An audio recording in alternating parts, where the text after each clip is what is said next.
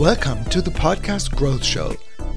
Next level thinking on how to increase your podcast subscriber base. One of the best things about having an interview-style podcast is that you get to collaborate with some really awesome people. And if you're lucky, your guests will help promote their episode and your podcast. And if you're even more fortunate, your guests are well connected and have a large social media following, and resulting in more people being aware of your podcast and subscribing along the way. But don't fall into the expectation trap. You might expect that your guests will help you promote their podcast episode, but make sure this is not just an unspoken assumption on your part. After having launched over a dozen shows, I found that getting your podcast guests to share episode links with their own social networks can be a bit like pulling teeth. It's sort of like asking for reviews. People seem happy to do it or to offer it in principle, but it rarely happens without some gentle reminders, repeat reminders. And depending on your own personality type, asking explicitly just may not be in your nature. And add to this the fact that the more connected and famous your guest is, the less likely they are to do this without somehow being prompted. Getting your guests to want to co-promote basically breaks into two parts. One is designing a pleasurable experience of being a guest on your show, and then two, making it super easy for them to help promote your show.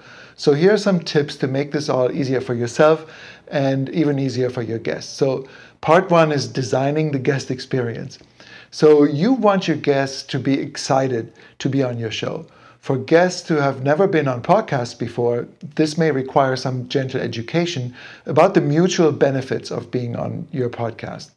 The goal is to foster a sense of excitement, of collaboration, of co-ownership, reciprocity, and in fact, we found that once guests truly understand all of the benefits of guesting on your podcast, they're much more likely to chip in and promote the episode when it goes live. So you probably have to explain how you will represent them in the best possible light. For example, we have an onboarding sequence that we book guests with on our shows, and during that process, we reiterate that the process is designed for them, for us to be able to promote our guests, to highlight their background, links to their website, current initiatives they're working on, and so on. And during this phase, we ask them to fill out an onboarding form. And they are to provide social media links, books they've written, short bio, pictures. Like we really want to create a great looking guest section on our podcast show notes. And, we want to have something that our guests are proud to share with their audience and help cross promote. So making the sign up process easy. People are busy and they hate filling out forms, especially if they seem complicated. So here are some design aspects to help make this process a bit more easy. Don't use a super long, intimidating looking form with 1,000 fields to fill out. Instead, break these fields up into manageable smaller sections with fewer fields. And if you're on WordPress, you can use a forms tool that supports a wizard-like interface, which breaks the sign-up process into smaller steps or pages and displays a progress bar on the sign-up form. So it looks less intimidating. You might ask for personal information first and then the rest later. So extra credit for forms that can be saved in the middle of filling out a form. Some of these systems do that so that if your guest gets interrupted, they can continue. So check out Typeform and check out Contact Form 7. There are a few others in the show notes that I'm linking to at podcastgrowthshow.com/E4. And another aspect is that you want to eliminate technical difficulties. For your interview to go smoothly and making sure that there's no last minute sort of technical aspects, that's important. Look at it from your guest's perspective. They may not be familiar with Skype. They may not have headphones. They may not have earbuds or even the right microphones. And they may not know how to connect some of these devices to Skype in the right way. So we're producing some podcasts where our guests are an older demographic or simply tech adverse. And we get people who cannot use Skype there because they're behind a corporate firewall and therefore need to offer alternatives. And, we have them record on platforms like Ringer or with other cases. In any case, the last thing that you want to have happen is that to discover that there are some technical hurdles in the last minute right before the recording, because that results in a just flustered guest, and it's going to be, it's going to be frustrating for them. So 2 tips for eliminating technical issues for your clients are to send them a technical setup email as part of your onboarding guest sequence. Arrange for a brief test call a day or so before the actual interview to iron out any of these technical issues. So some people have 10-minute test conversations with their guests right before the interview goes live, and that's okay as long as you're confident that your guests have the equipment and the experience to handle it. But just in general, prep your guests on what to expect. Being comfortable doesn't just depend on technical issues either. Guests appreciate having a sense of the flow of the conversation. A lot of podcasts follow sort of a set structure with predictable segments and questions that the guests will be asked. Take John Lee Dumas, for example, Entrepreneur on Fire podcast. He's got a pretty set format that he uses, and guests know to expect certain questions that they're going to get asked, and that helps them to prepare ahead of time. Open-ended conversations with some surprise questions, maybe a little more unsettling for your guests. But there is another point of view here, which is to say that sometimes these make for more interesting listening experiences for your audience and result in more surprising and compelling podcasting. So in the end, you have to balance your guests' comfort with sort of the interestingness for your listening audience and for the expectations that they might have. So some tips for balancing that experience could be to create a hybrid show structure where you're having an open conversation segment, but you also have some prepared questions for your guests to fall back on. So another thing that helps is asking your guests to listen to one or more representative podcast episodes so that they know what to expect. Send your typical episode structure outline to your guests via email as part of the aforementioned onboarding sequence. Even if you've got a mostly unstructured conversation, it's helpful having these fallback questions and sending a guest cheat sheet ahead of time. That's just a good idea.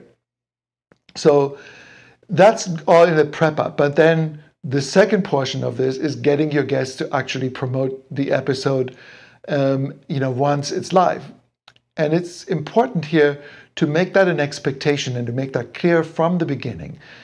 In your guest onboarding sequence, make it clear already that you expect your guests to share the episode on their social networks, and you can do that in a nice way.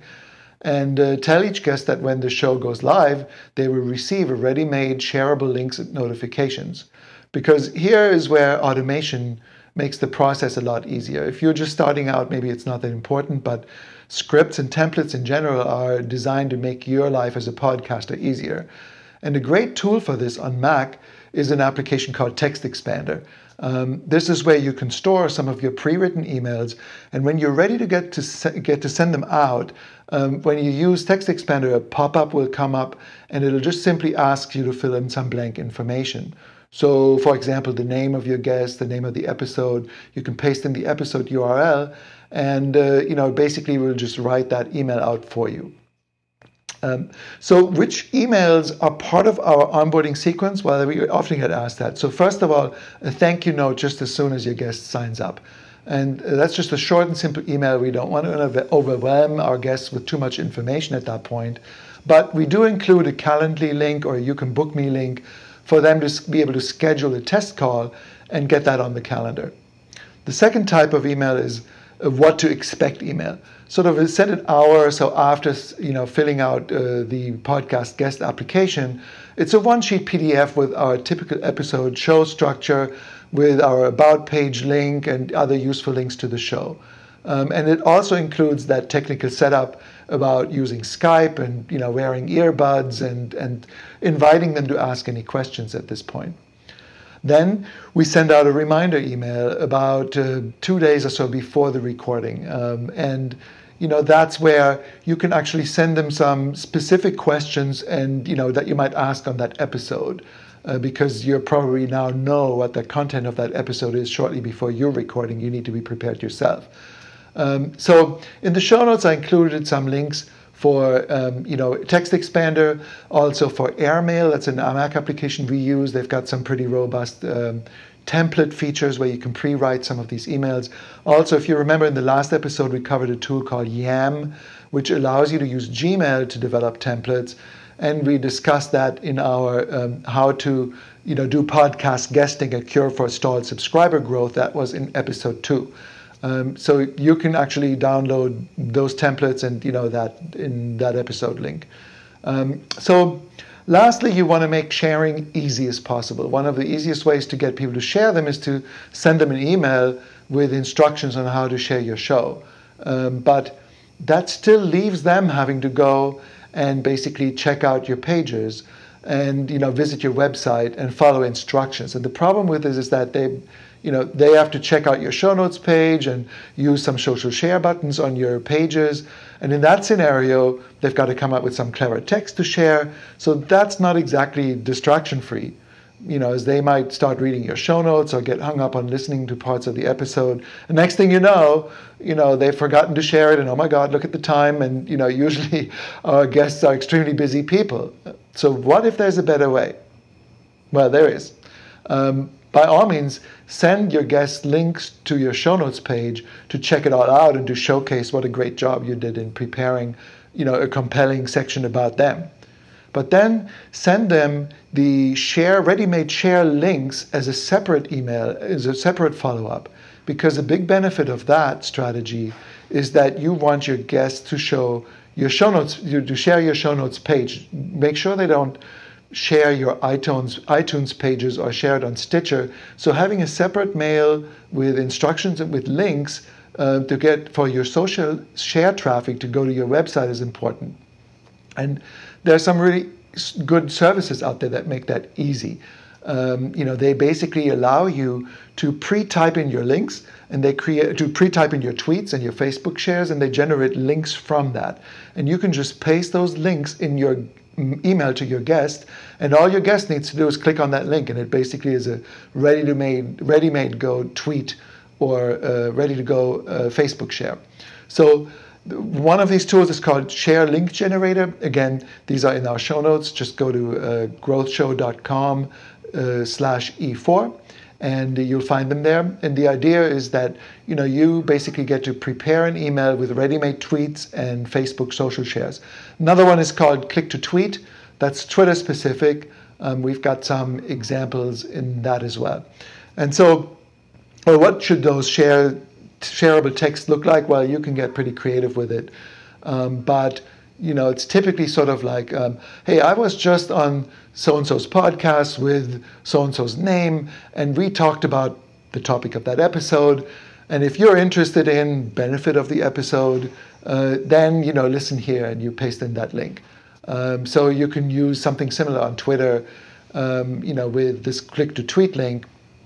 I was just interviewed on, then at the person's Twitter handle, and we talked about what you talked about on the episode, and you can listen here and you put in the link and any hashtags. So you can be creative and don't limit yourself to just a single tweet that you expect them to share, because you want them to share more than one. So send a range for them to choose from, outline the text of what they're about to share in one section of the email, and then paste in the link right underneath it. So sharing success basically depends on once is not enough. You may think that after the initial share of your live episode, you shouldn't repeatedly ask your guest to help co-promote. And I get that, that's true. But your guests love to hear about how popular their episode was. So that's another good way to stay in touch, right? And to send some additional share links. Without being a nuisance. You could just let them know in a nice way that you've received some fantastic feedback. Even months later or a month later, you can say, hey, this was great. And, I'm promoting the show again, and here's a link where you can help as well. So, it depends a little on your relationship, but you can make that work. So I'm saying once is not enough, be persistent. So in conclusion, I think that involving guests, in promoting their episode and your podcast overall is sort of a critical part of building a community around your show. And I guess I could summarize, this episode like this. Educating your guests on the benefits of appearing on your podcast is important. Set the expectations early on that this is a collaboration that has mutual benefits, and where it can succeed only with their help beyond just showing up for the interview. And then make it as easy as possible to actually be on your show. Make it a pleasurable guest experience so that they are going to be thrilled to contribute. And lastly, make it as easy as possible for them to actually share the content. And be persistent, follow up more than once. That's it for today's episode. I hope you found this useful.